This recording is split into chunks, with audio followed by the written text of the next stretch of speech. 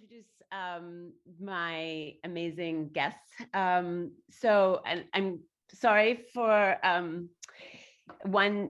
introductions are always kind of a special art form, but in particular, this one is ruined by the fact that I don't speak Polish and I can't pronounce the names of any of their Polish publications in the proper language, or even give you a facsimile of that. So I'm just going to say them in English. So Agata Pyzik is a Polish journalist and cultural critic who writes on politics, art, music, and culture for publications that include The Wire, The Guardian, New Statesman, Frieze, and The New Humanist.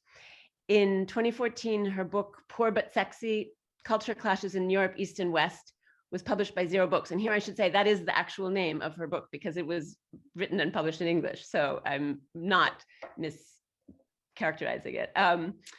In it, she examines late 20th century Eastern Europe under socialism and during its transition to neoliberal capitalism, reflecting on how art and popular culture negotiate systemic change. The Guardian wrote of Poor But Sexy that it reveals, and here I'm quoting, Poland's martyrological complex, modes of social realism, former communist nations as essentially post-colonial. Ideas tumble from each page, creating a kind of swarm energy that's an antidote to the tasteful mourning found in so many books about Eastern Europe. She also recently curated the exhibition Equal Diversity, that is a fake English title, mapping the new social class divisions in Poland. And this exhibition just took place at the State Ethnographic Museum in Warsaw. Łukasz Zaremba is assistant professor at the Institute of Polish Culture at the University of Warsaw, and he's a translator and independent curator. He's the author of the book Images Walk Out Onto the Streets in 2018. There's one of the fake titles. And the academic reader Anthropology of Visual Culture, which came out in 2012. Images Walk Out Onto the Streets is devoted to conflicts over art and monuments since 1989. So it is was kind of a halfway point to some of our conversations today. He also co-authored with Magda and two others the 2-volume book Visual Culture in Poland. He curated the exhibition Monumentomania at the Museum of Modern Art in Warsaw in 2019 and has translated into Polish Jonathan Crairy's Suspension of Perception, W.J.T. Mitchell's What Do Pictures Want, Hito Sterel's Wretched of the Screen, and Nicholas Mirzov's How to See the World. With Magda, he is a founding editor of the online academic journal View, or Widok, translated into English as View, Theories and Practices of Visual Culture. And I would have loved to actually bring up some of the websites for some of these publications, but in particular, I think I will put into the chat the website for Widok because it is an amazing, invaluable, it is an academic journal, but it is also so beautifully written. I mean, I can only speak again to the articles that are translated into English, but it is a tremendous asset. And I wish there were more academic journals like this in America.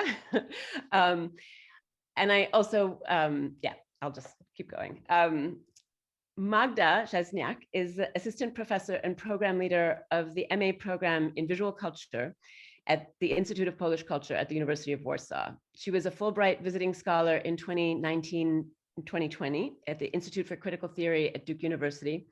And she also was a Fulbright scholar here at the University of Rochester a decade ago at the U of R, which is how I know her and Łukasz, and was even able to propose a panel like this to Anya in the first place. Her first book, Norms of Visibility, Identity in Times of Transition, came out in 2016, and she's now at work on a book examining the affective dimensions of both upward and downward social mobility. In addition to many scholarly articles, she, with Łukasz, is a founding co-editor of Widok, and she was also, for a year, I believe it was 2015, 2016, co-host of the weekly television program, I Don't Believe Politicians. Maybe she will give us a Polish name for that, which was devoted to global and local social issues, including climate change, automation of labor, the refugee crisis, and so on.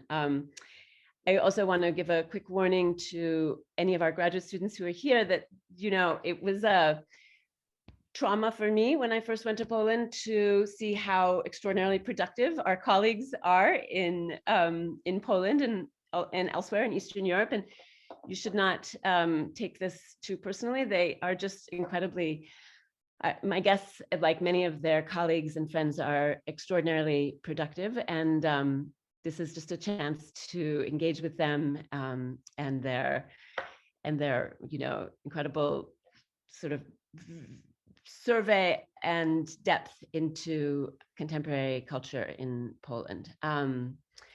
So I think with that, I'm going to hand it over to, is it Magda? Are you going first? Great. And thank you all who are here. And we look forward to having your questions. You can do the hand sign, or you can hold your hand up. I also like that. Or you can also email me in the chat. And I look forward to hearing from all of you. Thanks. Magda, please go ahead and start. And thank you, all three of you, for joining us today. Thank you, and thank you for the wonderful introductions. Thanks for having us.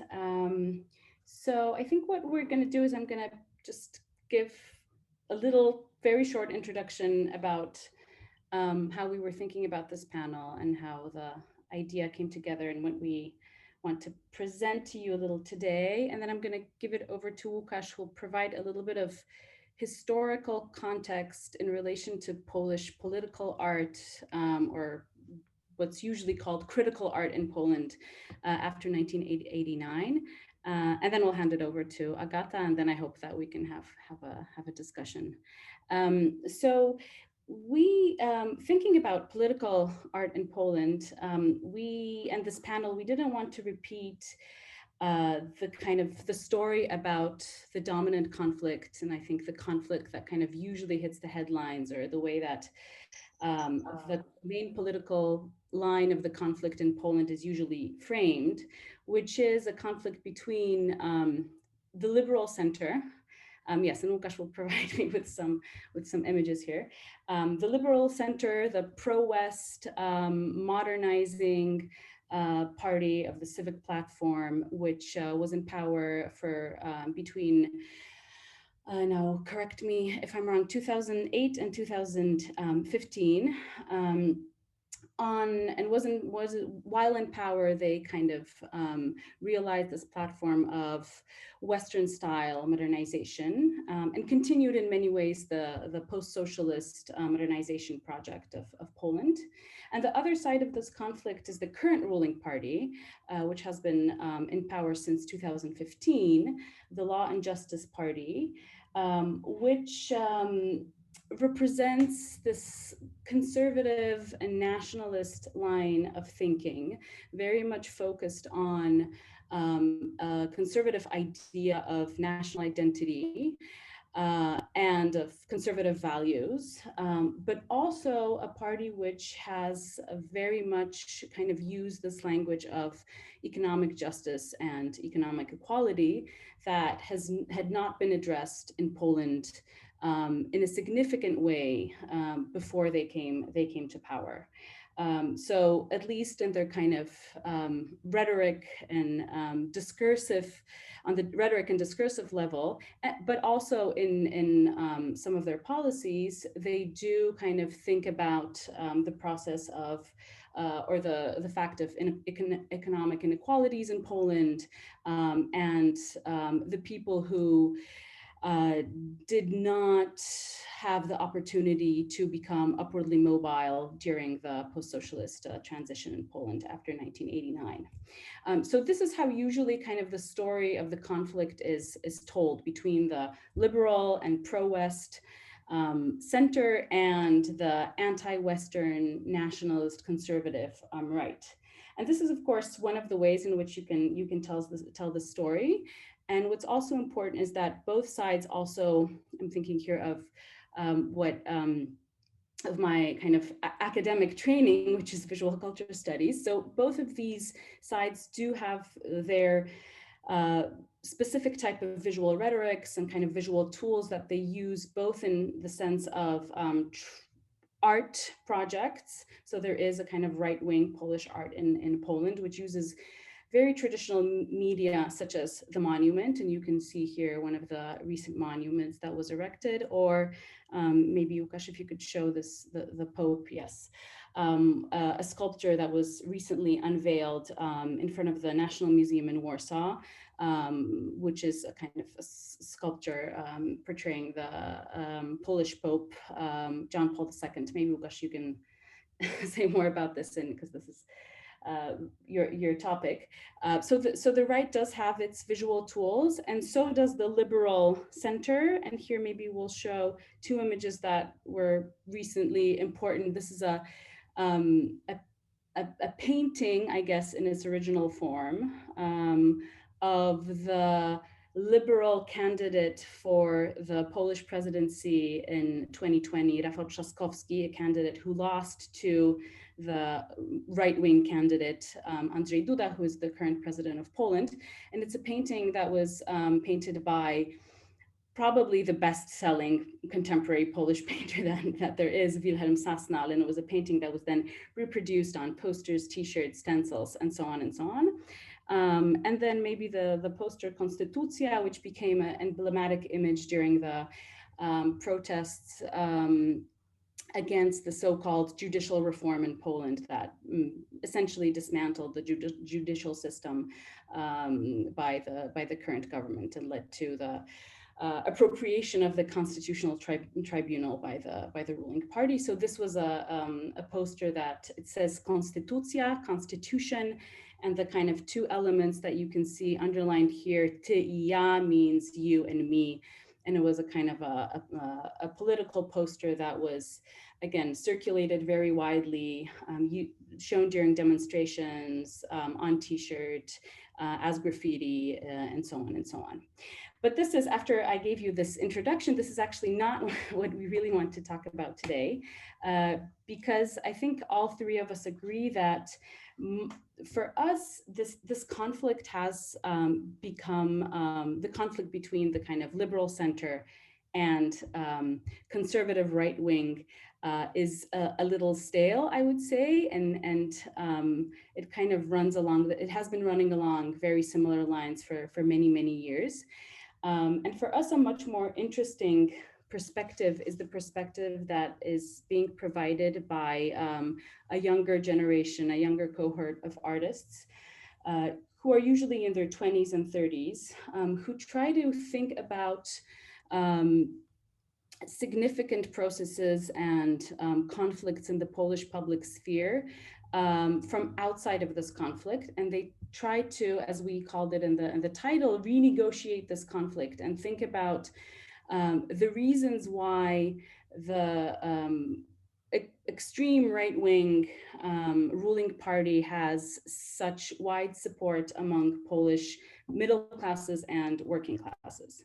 And we think that many of the work that is being done by these younger artists, for example, the artists who go back to the period of the post-socialist transition to ask who had been excluded from that project, are precisely kind of those interesting political artists who are trying to reevaluate this conflict.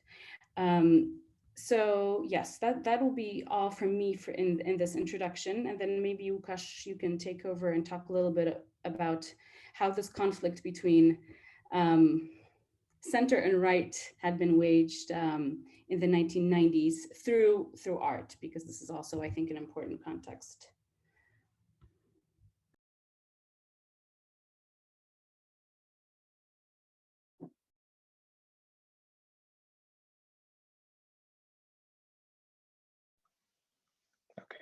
Okay, I'm back, sorry.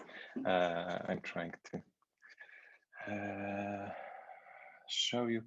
So what I'm gonna try to do in the next few minutes is actually not push the discussion forward in the direction that Magda established, but give you a background that I think is important for all the three of us. So the history of art and conflict that includes the transition period in Poland in some in some way, and to show you that there is a long history of very strong binary conflict that excludes all the other positions, and that we got used to think about this conflict as political and critical, while at the same time it served the role of putting our attention not in the right place, not on the right groups, not on the groups that were actually underprivileged, or not in the place where the real politics took place. So I'm gonna say a few things about the critical art in Poland in the late 90s and early 2000s. And that is actually a period, a unique period in the history of Polish art, where I can't say it's a genre, but a group of artists that were labeled as political and critical art were highly visible in mass media in Poland, in the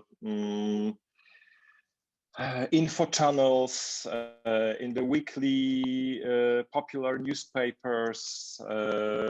We could read about the art scandals, so-called art scandals, taking place almost every month between like 1998 and 2002. The discussions surrounding the heads and directors of the art institutions were the discussions held in the mainstream media. So that's a very rare example of art being in the center of public sphere in Poland. That period is already behind us. No one cares in the info TV about what takes place currently in Zachęta or Warsaw's MoMA, but that was a unique and super interesting period that I want to add a few more things about. I'm gonna try to show you a few pictures from this time. Okay, I'm gonna share my screen. Not like that, sorry. Yeah, I'm gonna share my screen. So the so-called critical art or political art in Poland of the late 90s and early 2000s, and of course I'm generalizing, I'm trying to give you a general overview of what happened. There are many artists that didn't fit that well into this schema, but most of the critical art went into the discussion with the ones who actually had power in that period in Poland, which is the conservative and liberal, or the parties and church, who after 1989 gained even more power than it had in the 80s when it started to gain power. And this artist, I'm showing you an installation entitled Passion by Dogotanyasnowska, an installation that caused the biggest public discussion over art piece probably in modern contemporary Polish history, and almost got the artist at that moment, young and promising artist, almost got her to jail. Actually, the work of art was jailed for some time. The artist had almost 15-year-long court case because of that work. And that work gives you a general impression how the critical or political art worked. It tried to attack the symbols of power, and it showed that one of the main positions of power is taken by the church in Poland. So the artists of that, I don't know if it's generation or group of artists identified as critical art in Poland, were fighting against the symbolic and practical domination of church and patriarchy. They were fighting and progressing with their agenda by attacking symbols, church symbols, state symbols.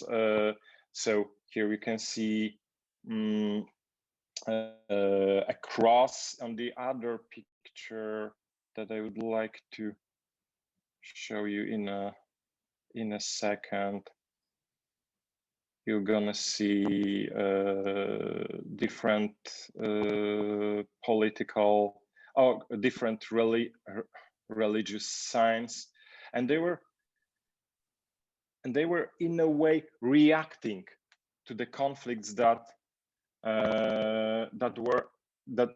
the rules of the conflicts, the lines of the conflicts, and the topics of the conflicts were established by the ones in power. So conservative state and church. The main topics were women reproductive rights, patriarchy, the domination of one religion, which is Roman Catholic religion, and only that.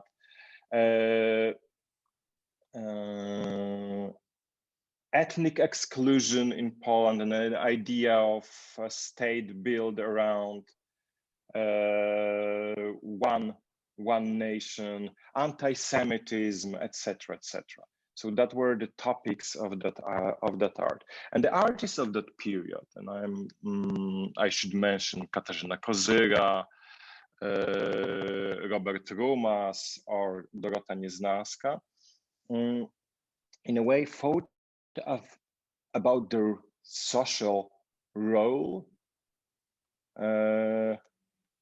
as an enlightenment. So what they were trying to do, they were trying to attack the symbols of power, to show who actually has power in Poland, not only symbolic, but the real political power, and to in that way enlighten, show, and vision and change minds of the public or visitors of art galleries. And that's actually also the moment when one of the most famous scandals in Polish galleries happens, which is the attack on Maurizio Catalan's installation La Nonna Ora. So, which I'm showing to once again go through the schema, which is artists are attacking, are using iconoclastic tools towards the most important symbolic figures and signs, and then politicians, because we can see one of the Polish MPs of that time here attacking Catalans. La Nonna Ora showed in Warsaw's Zachęta in the 2000 to save the Pope. So that conflict was highly visible and very strong, but it was a conflict where artists took the role of reacting to the politics that is taking place. They were not changing the themes, rules, or conditions of the debate. It gave them high visibility, but it was also a visibility of the conflicts that were already established, not by them. And so even when an artist like Maurizio Catalan, famous famous sculptor, Italian sculptor, who showed this work before, who had shown this work before in galleries of Western Europe, shows it in Poland. His work is treated like works of Polish critical artists. So it's treated as an iconoclastic gesture, and the response is even stronger iconoclasm that destroys the work of art to save the Pope. This is a literal quote from the politician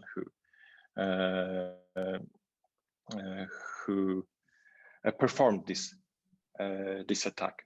Yeah, so that would be the background. That would be the historical background. That what happens in the mainstream Polish art in very general terms before the discussion that Magda showed you, before the discussion between the conservative monuments or the conservative Pope throwing a rock onto everyone who's against one religion and one nation, which is almost everyone now in Poland. Women, communists of all sorts, although everyone can be named communist in Poland now. This one side, and the other side is this liberal side that had never had its own art and now is trying to find symbols for themselves. And the main symbol would be the Constitution poster or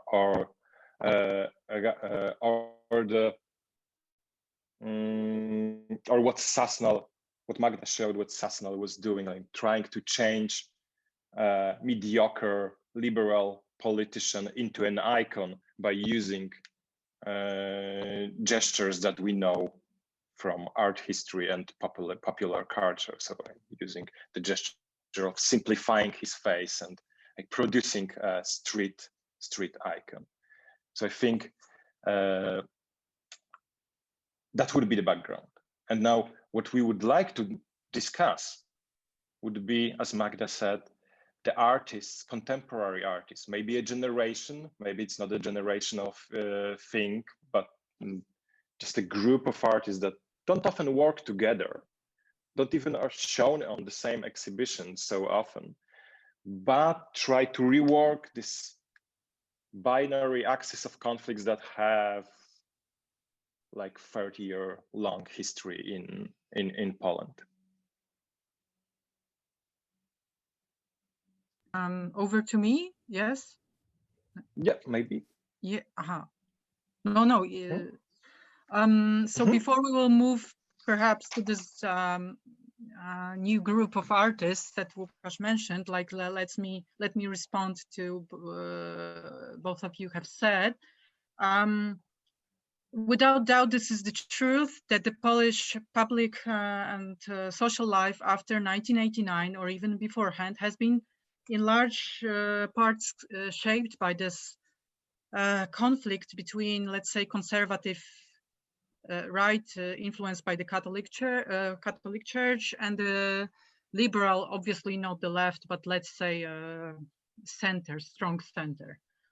And of course, like Magda was hinting at the beginning, luckily Polish artistic, cultural, social, and public life has really moved on since the 90s, and it's much more diverse right now. I mean, there is like multiplicity of positions of, I would say, you know, to a much greater scale, but still, I mean, you know, it's very difficult to grasp, like even from observers of Polish political and social life, because Polish public and political life shifts at the same time to the left and to the right, I would say. Because like, even if we have like a small social democratic party at the moment, Lewica, which gains like 5% in the election. So like, you know, it's actually less prominent than the left has been in the 90s, in those terrible 90s when we had this kind of horrible art of, you know, destroying the Pope and putting like fetuses in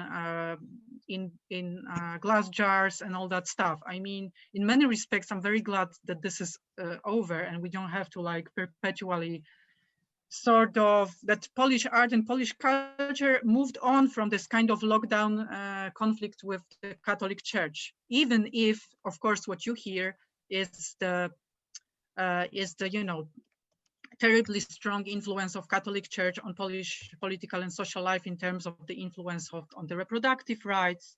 The biggest public protest in Poland of the last 30 years has occurred last autumn, you know, with respect to the biggest, I mean, public demonstration, right? I mean, I don't remember, million strong or no, probably like 100,000, but you know, this is significant.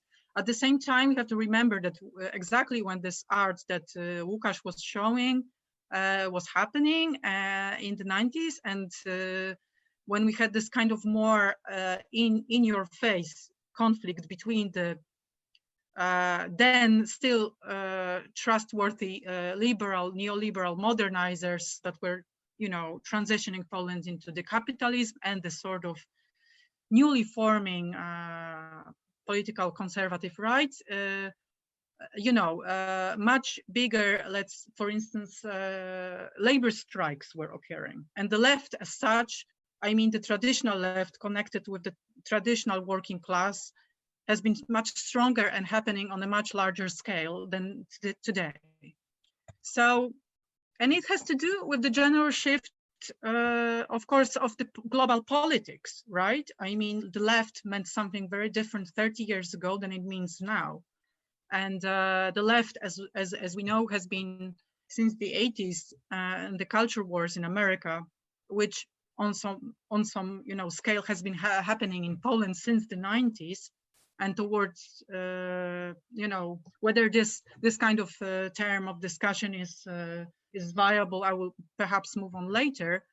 You know, I mean, culture wars, like the phenomenon of the culture wars as it was happening in America in the 80s, with the famous cases of, let's say, Robert Mapplethorpe and so on, and whether using that term is viable in Poland. But because I think it's interesting. You know, in many respects, the left has sort of, you know, divided into the class platform and identity platform, right? I mean, and in Poland, it's happening very much still. And while in the 90s, we had this kind of, let's say, more identitarian, let's say, liberal left art of critical artists such as Katarzyna Kozyra, Dogotanyasnowska, which had just plenty on their plate fighting with the newly established huge influence of the Catholic Church and conservative politics onto the Polish public life. For instance, abortion has been banned in 1993, you know, and in general, the influence of the Catholic Church, which has been strong in Poland at least since 1978, since the election of the Polish Pope John Paul II, in the 90s, of course, onwards, had been only getting stronger. You know, while in the 90s we had, you know, this kind of identitarian art, which also had to, in a way, serve as the all liberal left art that we had. I think that in the recent years, I would say more or less 10 years, we have this, and especially since the Law and Justice conservative far-right party gained power, I think that we have this kind of greater social consciousness on the side of the artists. And the social consciousness doesn't come necessarily in the older generation. Now would be 40-somethings, maybe 50-somethings artists that would gain recognition in the 90s by their sort of rebellious political actions. But this social and political consciousness rather is coming from the younger generation, already born in the 80s or even in the 90s. And this is also a result of, I think, I mean, on one hand, it's, as I said, it's a result of shifting of general public political life in Poland to the right because of the said Law and Justice Party gaining power. Obviously, like a mutual enemy creates like unity on the other side, but because the so-called other side, anti-peace, anti-law and justice, had been mostly, I mean, the most visible part of it had been the old liberals, the boomer generation. Let's be open about it. Another sort of faction, I would say, solidified, and it's of course according in a way to the lines, generational lines, but it's not universal. And I think for many different reasons, the social consciousness, the fact that perhaps the militant Polish art of the 90s, so critical of the church and oppressive culture, had been oblivious of the social consciousness. You know, this kind of position and attitude is coming to the surface. And actually, there had been a huge backlash against the liberal artists, of critical art of the 90s, that they so-called being so involved in fighting with the church, and as Łukasz said, being purely reactive, or mostly reactive, in the sense that they were not capable of creating their own sort of culture, but like visual or aesthetics, visual culture aesthetics, but were kind of mostly reacting to the, let's say, abominations of social life in Poland. I think, the current generation, I haven't prepared like a visual presentation, but maybe I could share some links on the chat. Maybe I'll go through the artists that. Okay, so if Magda has something prepared, then go ahead. I mean, I think that at some point, let's say, I would say 10, 12 years ago, at the height of the reign of Civic Platform, the kind of neoliberal party, which ruled for about 8 years, I think, from 2008 to 2015. I think that there was a prosperity on Polish art in general in the world. There was a lot of money that was being shifted from public institutions such as Polish, like Adam Mickiewicz Institute, or like Polish Ministry of Culture. And also the liberals, or some of them at least, in the distributing public money in Poland, believe that by promoting Polish art, they at the same time can promote the image of Poland as this kind of modern, progressive, interesting country with cool visual art. And I think that this is precisely the period in which Polish art has been the most dull and the least interesting.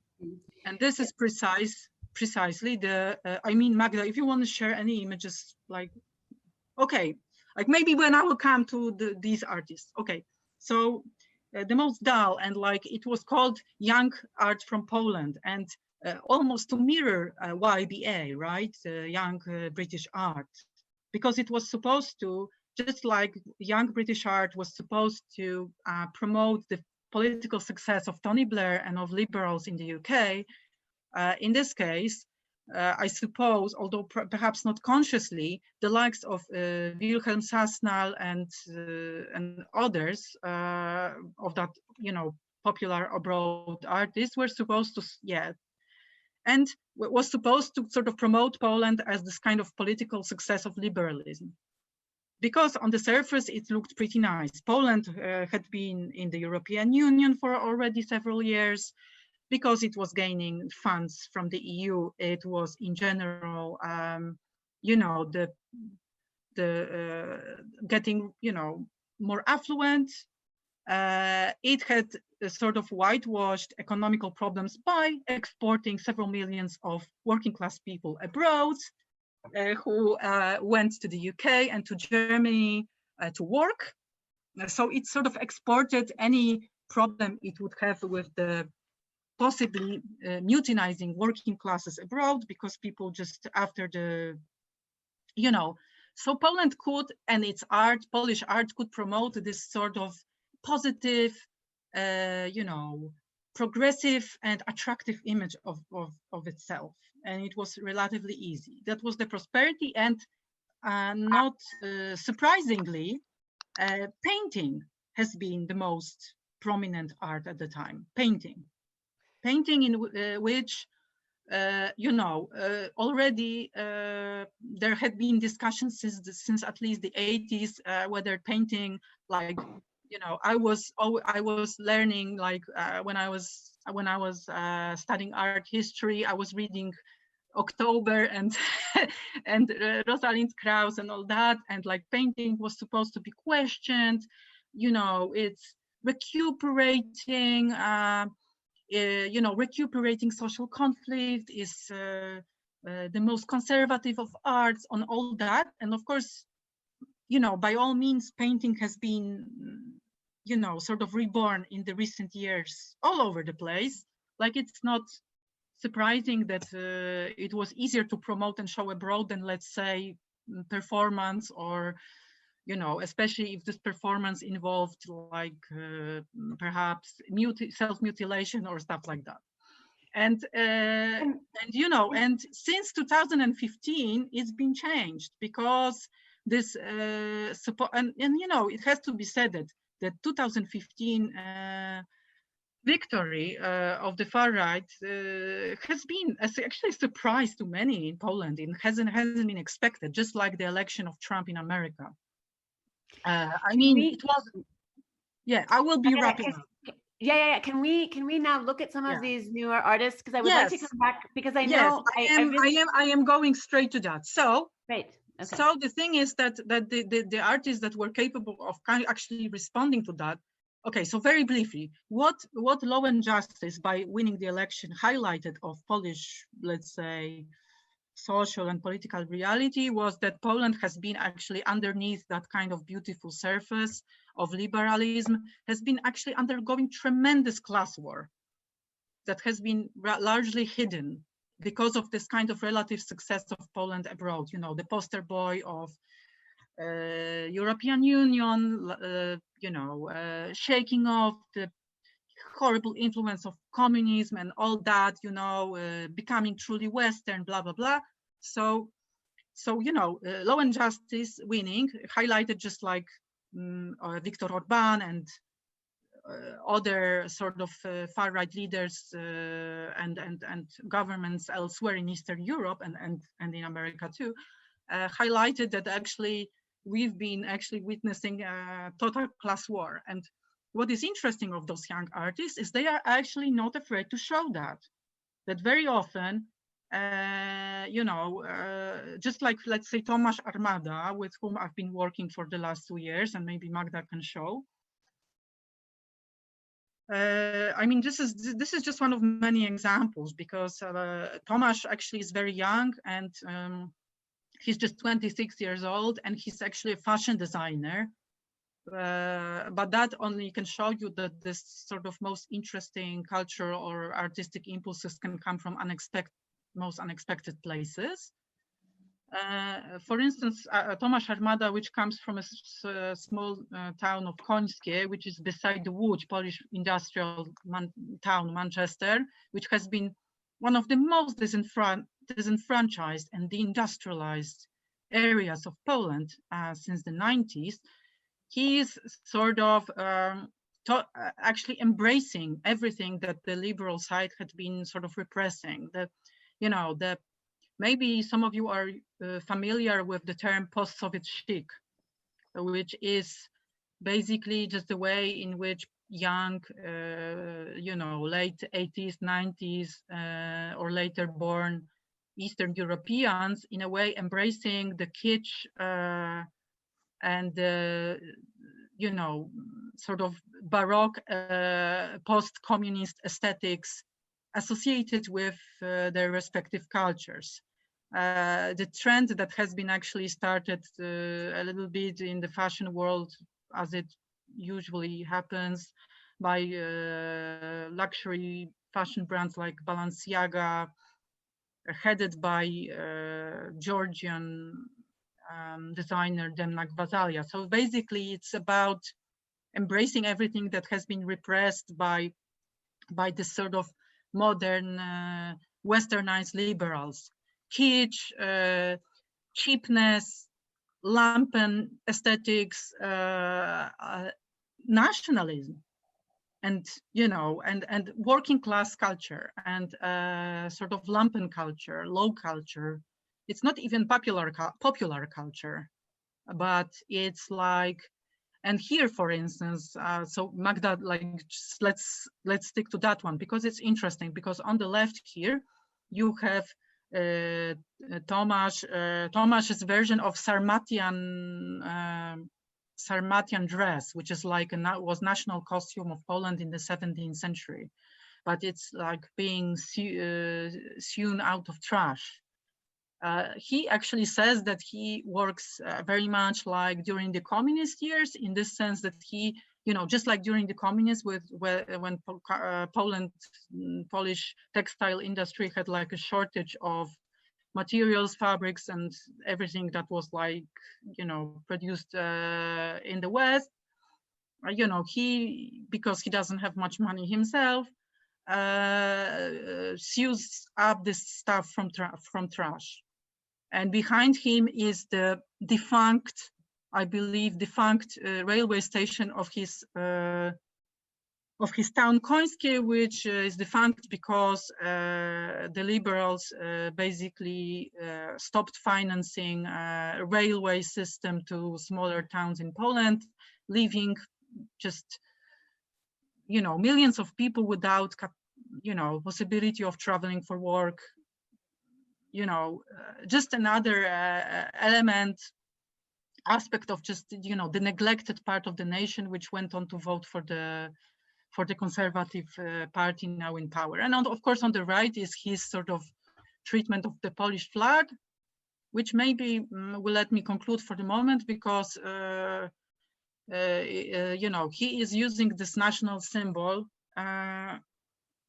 mainly in sort of reference to hooligans and to kind of football fans, which of course is this element of, this social group that is as much stigmatized as quite often, the left feels sort of prone to defend them out of, like defend the working class. So, and my question would be, because many class-conscious artists, Polish artists, have been trying to reclaim national symbols, or the symbols, connected with, let's say, the nationalistic right. Like from, if we could perhaps start a discussion about how exactly these young generation of artists that I'm sorry if I went for too long, I tried to describe, if I'm right, that are they really more successful or more apt in dealing with social reality of Poland? We'll maybe add one more artist who I think is very interesting. Łukasz, do you want to share and show the Daniele Richarski website on the MoMA? I could say a little bit and then maybe you want to add something. So this is another artist who has become actually very popular in the recent years. Daniele Richarski had a major retrospective at the Warsaw Museum of Modern Art in 2019. And he is interesting in the ways that he kind of renegotiates this conflict that Agata told you about. Because he identifies as queer, but he also identifies as Catholic, and comes from a small rural community in southern Poland, to which he returned after he did his degree at the Academy of Fine Arts in Krakow. And I think what's interesting about Richarski is the ways in which he tries to precisely reclaim these media that usually traditionally have been used by quite conservative governments, and I'm thinking, or religious institutions, and I'm thinking here first of all about the monument. Łukasz, if you could show the monument. Yes, Monument to a Peasant. And this was a mobile monument that was based on actually Dürer's project, Albert Dürer's project for a monument of the peasant uprisings. But the person who is shown here on Richarski's monument, yes, is the one of the local leaders. I guess he's the mayor, or I don't know how would we call Sotis, but yeah, he's the mayor of a very small rural community. And this was a monument to a peasant that was meant to be mobile, and it traveled from village to village in southern Poland, also kind of raising questions about how peasantry as a class and folk culture, rural communities are represented in Poland, but also if and how their history is shown.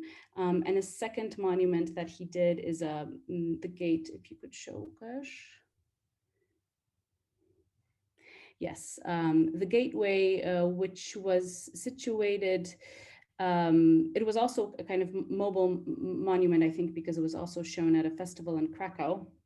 But it was a monument of the abolishment of serfdom in Poland, 150 years of after the abolishment of serfdom in Poland. It was established in the monument is from 2014, this is an event that was absolutely crucial for class history in Poland, in the sense that serfdom survived in Poland a lot longer than it did in Western capitalist countries, where feudalism obviously ended a lot earlier.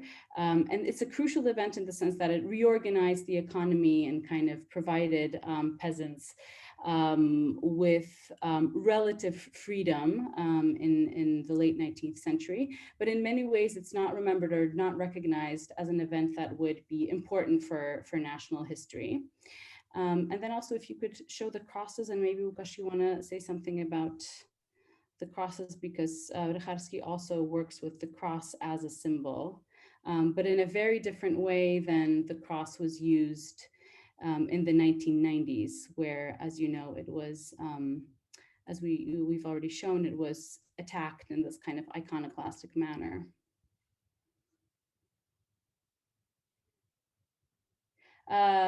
You're muted.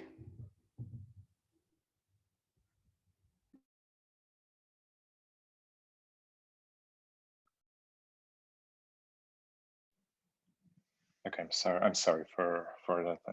Magda, could you find the crosses, because it's pushing me out of the website. I'm trying to look at you and look for the works of art, because that's one of the motives that I mentioned in the so-called critical art of the 90s. So reacting to existing axes of conflicts by trying to play with and regain or reestablish the meaning of the symbol that belongs to the dominant group, to the group in power. And while in the 90s, I have a strong feeling that these symbols were just attacked, where, yes, scarecrows is the project. And they were attacked to be destroyed. They were attacked as totems, representations of those in power. In Daniele Richarski's art, maybe mainly because of his the way he identifies as a Catholic, gay, rural community member who actually lives or spends a lot of time in Kurówko, and so the small village where his family lives, his cousins, friends, etc., and works with people from the community. So maybe in part, at least because of his identification, he tries to use this symbol not only to attack with it and by it, or attack the symbol itself, but to check how wide and how open this symbol can be. So it's not a critique of a symbol. It's not an iconoclasm. It's not. He's not also, but also he's not trying to just take the symbol for himself and change the meaning, reappropriate the symbol, take it away from those who use it in a wrong way, in his opinion. No, he's trying to negotiate the meaning of the symbol with the community. And of course, the main symbol here in Poland would be still a cross, representing the church and its power and the limitation the church puts on the public sphere in terms of what you can say, what you can't say, who belongs, who's a part of community, who's not a part of community. And so Richarski in his works, like in Scarecrows, tries to check how open this symbol is to other groups. In this particular work, in the Scarecrow works, he uses around 20 giant crosses that he himself, with help of friends from the village, produced, and he dresses them. And these are different crosses, not only Roman Catholic cross. This is many different crosses, some of them representing the actual crosses, some of them playing with the symbol. And he puts them in a field that belongs to a friend of his, next to the woods where the boars used to come out of and destroy the fields. So regular farmers use some kind of scarecrows to scare the boars away and other wild animals. Richarski uses crosses that he dresses into the clothes of the LGBTQ community members who donated their clothes to him. He cuts them into pieces. He goes around them with a barbed wire. And these are the clothes that the LGBTQ community members in Poland were supposed to be wearing while they were attacked or violated in public sphere because of their identity. So if you add to that the information that the boars and other dangerous animals coming to destroy the fields are afraid of smell, and that the clothes were supposed to still keep on them the smell of the fear of and other emotions of people that were attacked or violated because of their identity. So this is how Richarski is working with this multisensory cross now in the open field, in the public space that he creates in his village by using these symbols. Because then, and it's a real thing. It's not a Rosalind Deutsch sort of theory of a public art that creates a public sphere. It's a public sphere that these works of art create in his village when neighbors start coming and discuss with Richarski how to construct these crosses properly so that they will still work as scarecrows, etc., etc. Yeah, and I know. No, go ahead. I wanted to sort of jump in because I would love to kind of pull out and maybe talk about Richarski a little bit in conversation with Agata. What was the name of the artist? Tomas. My notes are like all over the place. Tomas Armada. There you go. Yeah. So maybe I'm going to see if I can sort of create a broad narrative with a couple of questions inside of it. I mean, one would be, I think what is fantastic in what you've given us is there's the longue durée, if we can talk about that in terms of, a 20, 30 year period, scope of moving away from an artistic conversation with the right, which is not a conversation, but a form of iconoclasm, as you say, a kind of a destruction of symbols, but that will always be rehearsed on the terms given to culture, to all of us, by the right, so that the church and sort of right-wing politics continue to kind of recap their own power, even when artists are fighting with, say, the symbology of the church. But in the work of this new generation, including Richarski, even though he also is using the cross, which is, of course, the key, the ultimate, the symbol of symbols, right? I mean, kind of like the phallus itself, his mode of using it, of appropriating it, undoes the kind of simple act of appropriation, because by, situating it in the field, by dressing it in the clothes of the queer community members, and so on, he's sort of activating it in another way. And this is like a trope of the avant-garde since forever, this notion of activation. And, maybe there's more to say about also, I think, the politics of rural space. Both of you both mentioned that this is something that you want to come back to, because both artists are from these rural, non-hegemonic centers of Warsaw, or even Łódź, which has its own artistic history. So I think, going back to this question of the rural and somehow asking the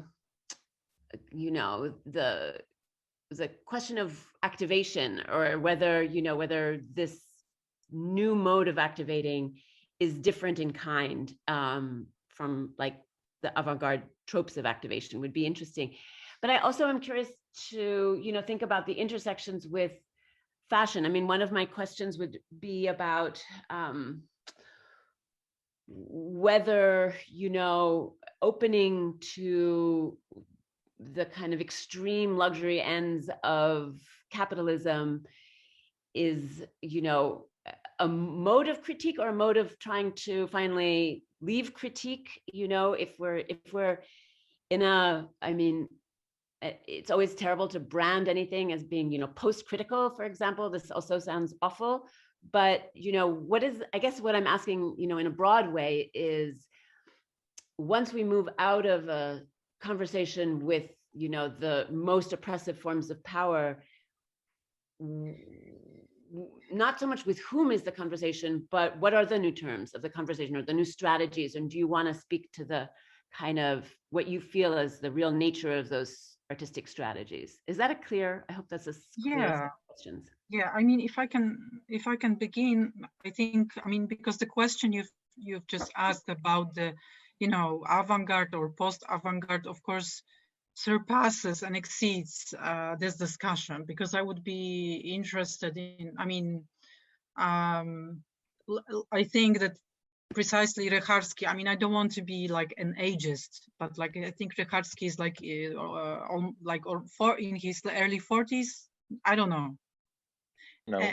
No, okay. But the thing is, but the funny thing is that his art is, but the funny thing is that his art seems much closer to the critical art 90s, and not only because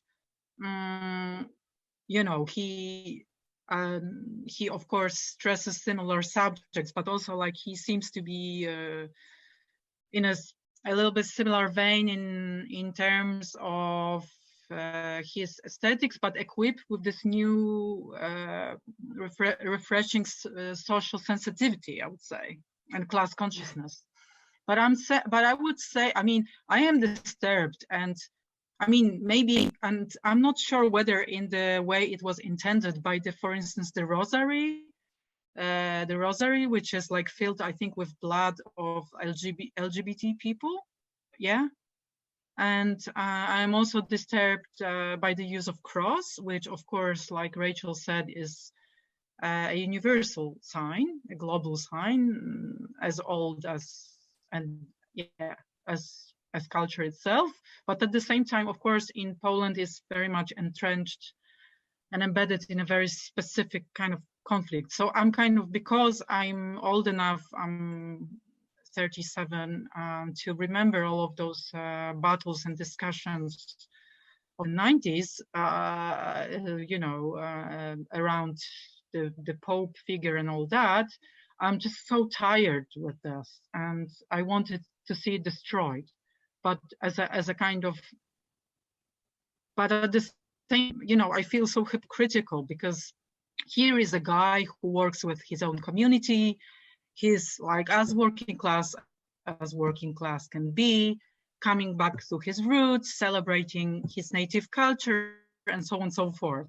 So maybe it exposes more about, you know, me than him, like, because, you know, like that's like maybe this rural culture, or like what does agriculture means in times of late capitalism, you know, like he's actually posing this very interesting question: what does it mean to come from like a super non-urbanite conditions and be gay and all that? And you know, where of course, let's say that the domination of the Catholic Church can be much difficult to avoid than in Warsaw or in big cities. And this is of course something exposing my limitations as somebody who was born in Warsaw, and of course, yeah. So I feel that I'm here, and funnily enough, despite I'm not that much younger than Richarski, I feel much more at home with Armada, with this sort of post-internet, post-avant-garde approach,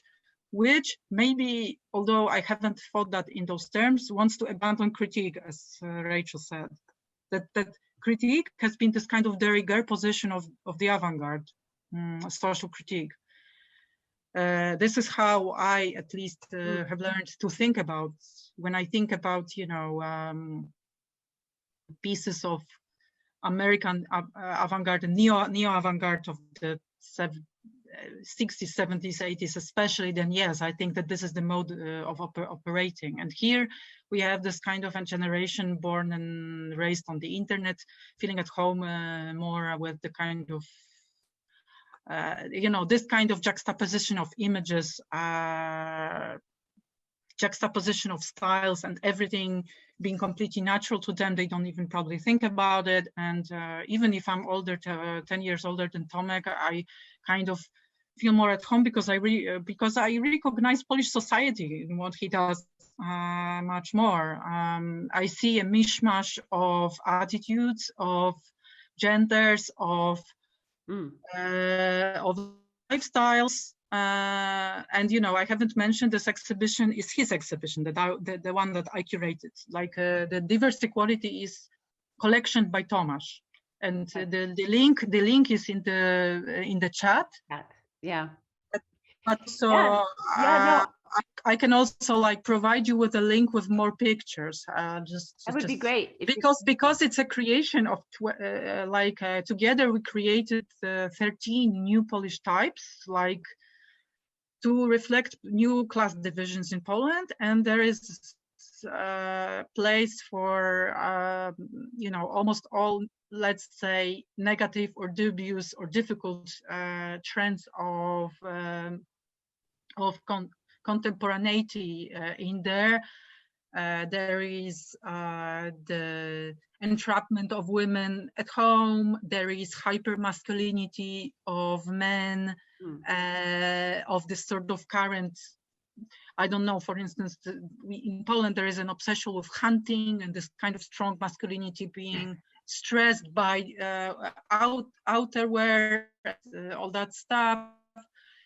He, of course, does it by fashion, but we also thought that it's it's apt because fashion has been such a dominating industry in contemporary world, and consumption and consumptive capitalism sort of relies on fashion very much, and all of the discussions about whether we should consume less or more, you know, next to food, fashion is like, and also as an expression of our identity and like identity kits, right? That like it's easy to purchase identity, like it's easy to fake identity, not only by your clothes, of course, but by your presence on the internet. And so coming back to the symbols, let's say I haven't know. I mean, Tomasz created almost virtually unknown in Poland collection, which heavily relied. It was like 2 years ago. Heavily relied on sort of Catholic Church priest fashion, like in Fellini's Roma a little bit, but it was highlighting pedophilia scandals and in general the degeneration of Polish Church. You had priest gowns covered in sperm, you know, like fake sperm, I mean, like sewn, you know, in and various other suggestion of the, you know, the generation of that institution in Poland. So I cannot imagine Tomasz incorporating cross in any positive way, but for instance, he's not afraid to incorporate Polish flag. And with this, I have a huge problem. Yeah, because...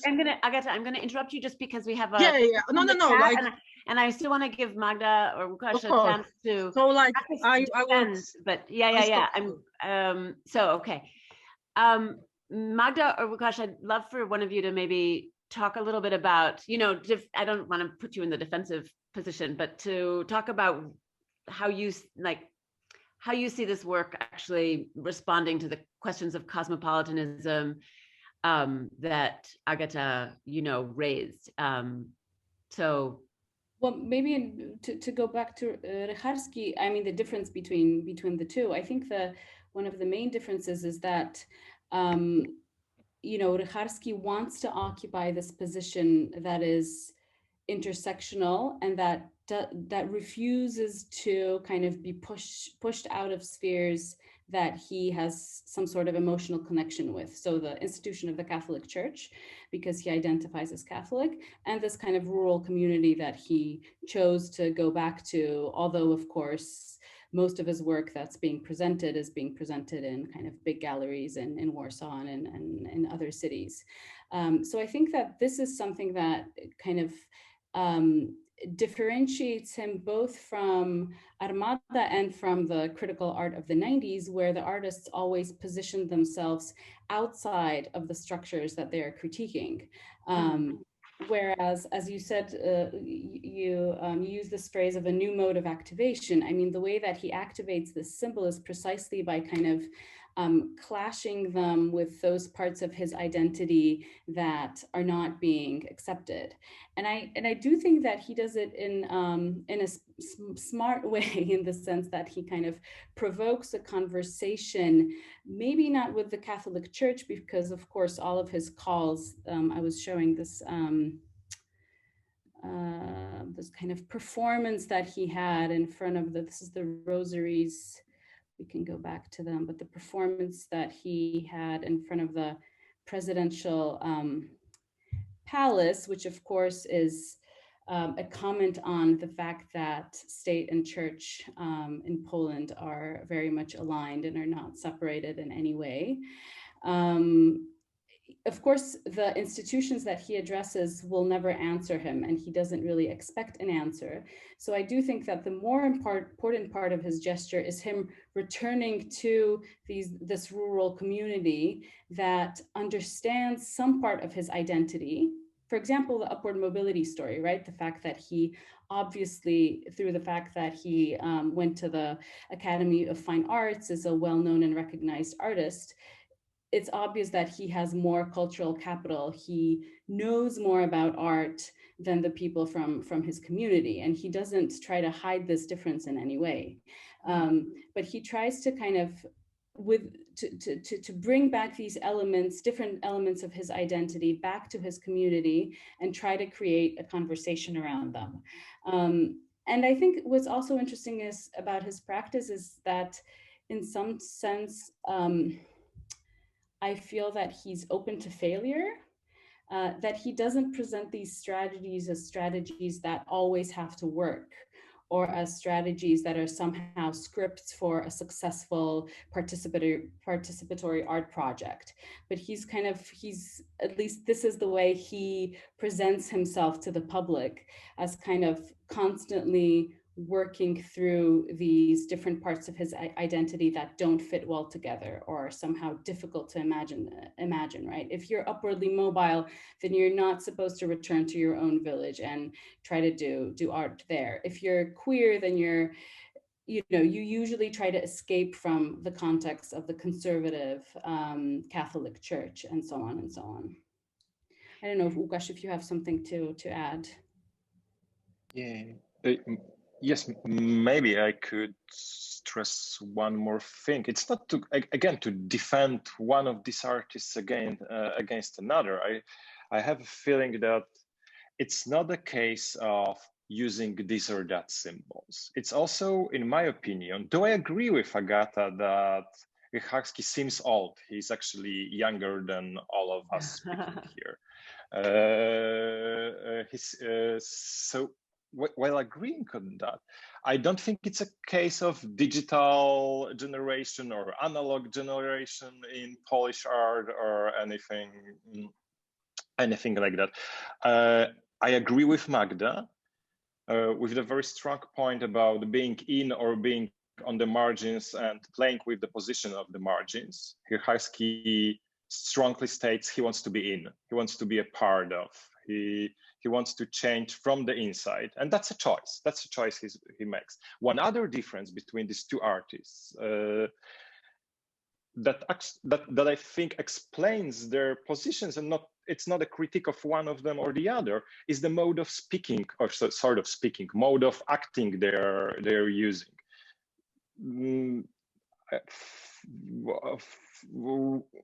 Lacking better words, I would say that Armada is ironic, which is not a weak irony. It's an irony of the underprivileged that is playing with styles that are marginalized, etc., etc.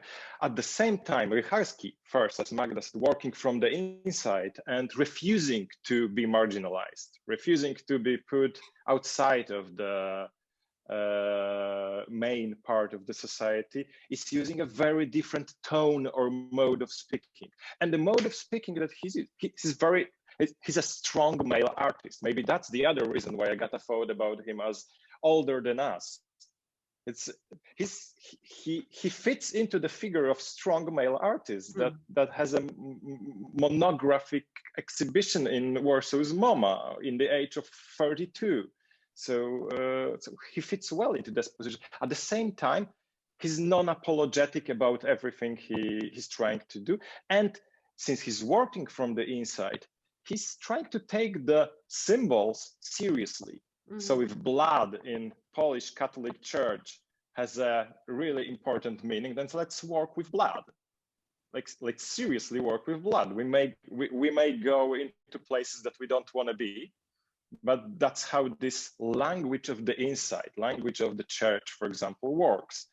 Let's work with what we have, and let's for once assume that when people are thinking that that's a Christ, that's a Christ, and the cross has a holy dimension.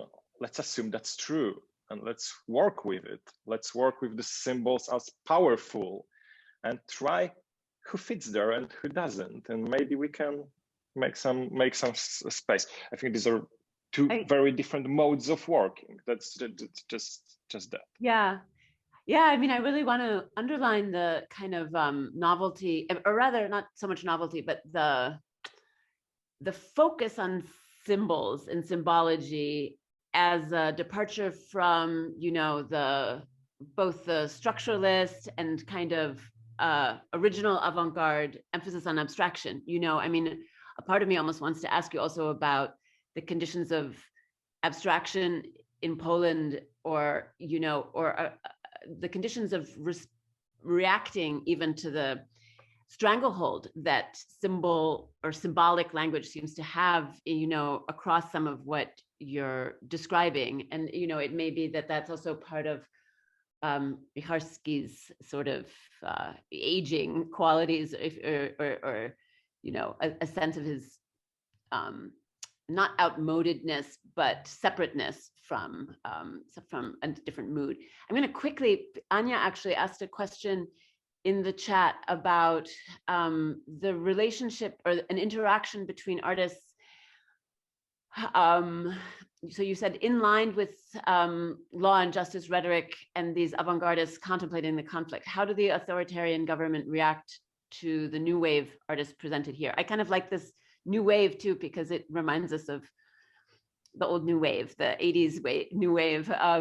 So do you want to maybe quickly address whether the government, whether and how? I mean, I also want to signal, I thought one of the things that's fascinating Ahmada's work is that so you did that exhibition in the Museum of Ethnography, right? The Ethnographic Museum. So this is also a kind of an invasion of an official space, right? With this subversive typology, Agata. But anyway, so maybe any of you want to sort of describe whether the government has taken the bait in any of these questions, or whether it's just too irrelevant because in some ways, or some other third path. They are too enmeshed in their own sort of paranoid world to give a damn, I would say. Yeah. And I would even, I mean, with the State Ethnographic Museum, I can tell you that it's been a very illuminating in using the opportunity that that hopefully the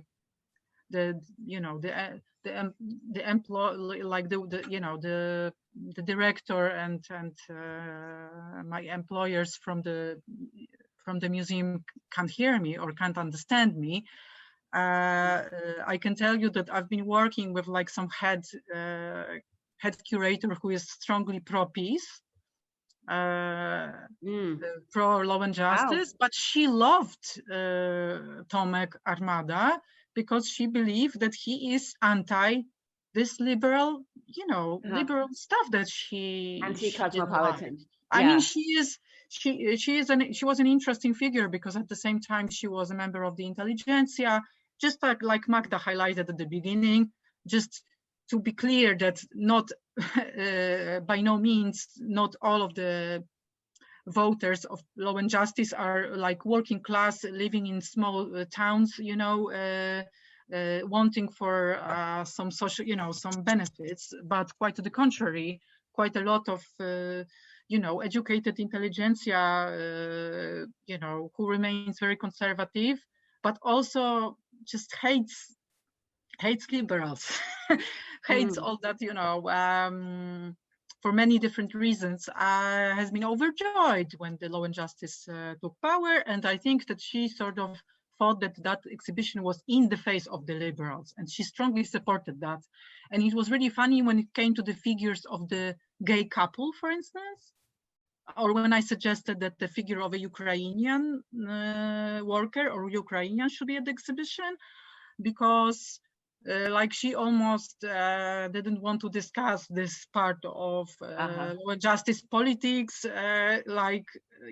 She was just like willfully ignoring that, it's homophobic and racist or anti-Ukrainian, or like not making things easy for Ukrainians. But so I think that kind of made me understand that we really live in a really complex reality in which people really are capable of holding many self-exclusionary social ideas at once.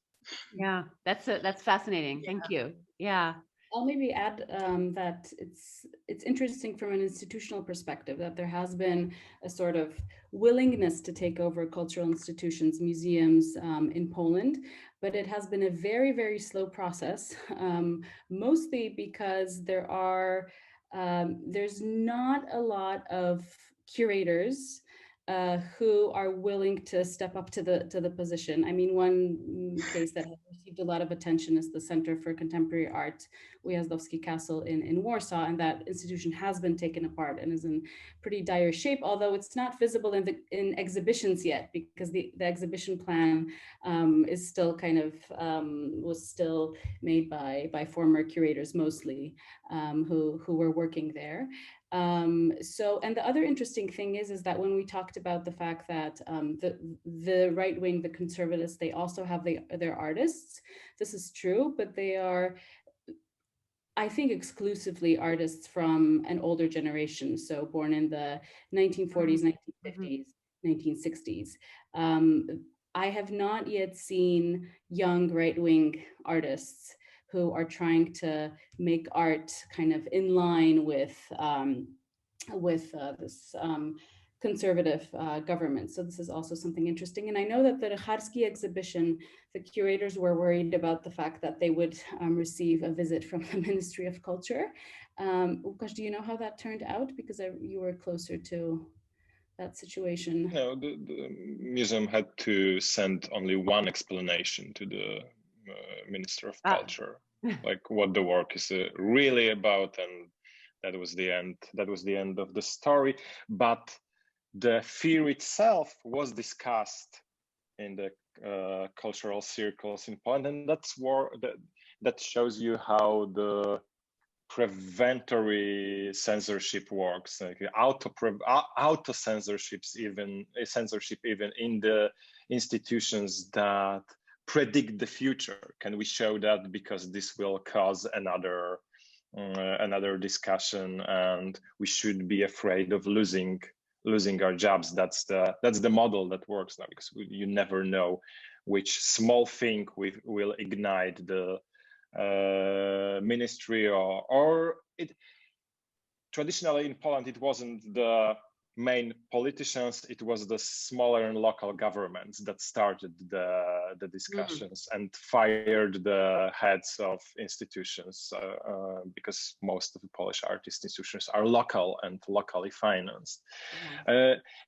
If I was to add something to the answers to these questions, I think that Agata's right that the ruling party is too busy with its own ideas and reworking of these ideas, but it's also too busy with art that is a grassroots generated art visible on the protests in Poland. And protests in Poland for the last 5 years are everyday thing, with artists involved in creating slogans, signs, banners, etc., etc., and developing very interesting and changing through the last 5 years visual vocabulary of protests in Poland that started with hijacking the national symbols, but ended up with a very different set of visual symbols, and also, again, visual modes of speaking. They're often very literate. They're often showing you, if you want to discuss reproductive rights, that's how women's body really looks like.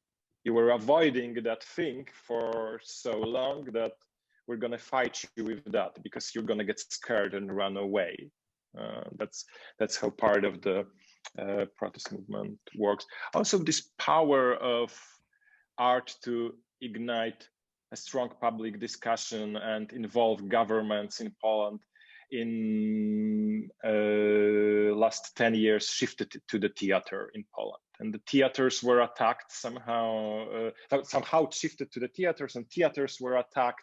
Theater publics was attacked. Theaters were destroyed by the ruling party by changing the directors and main people in the institution. So not as much visual arts as theater.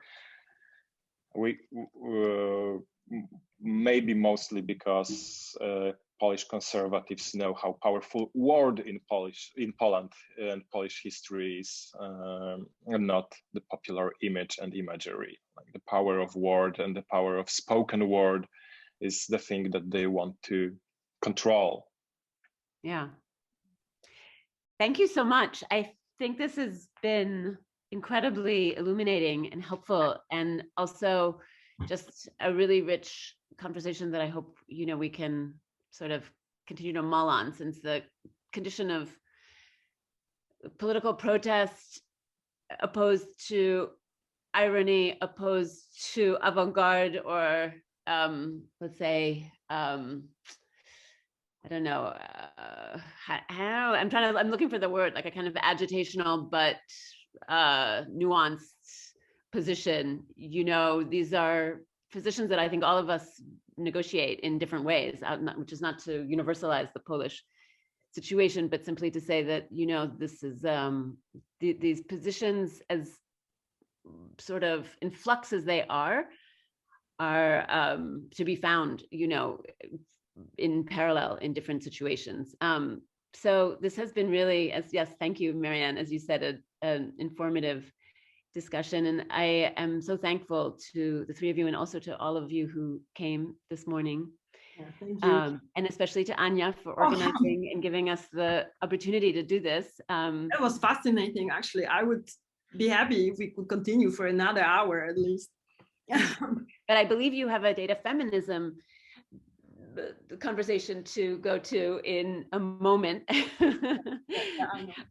Maybe you can put that in the chat for a moment, and then we can disperse for anybody who wants, to grab a coffee and then come back and join new conversations.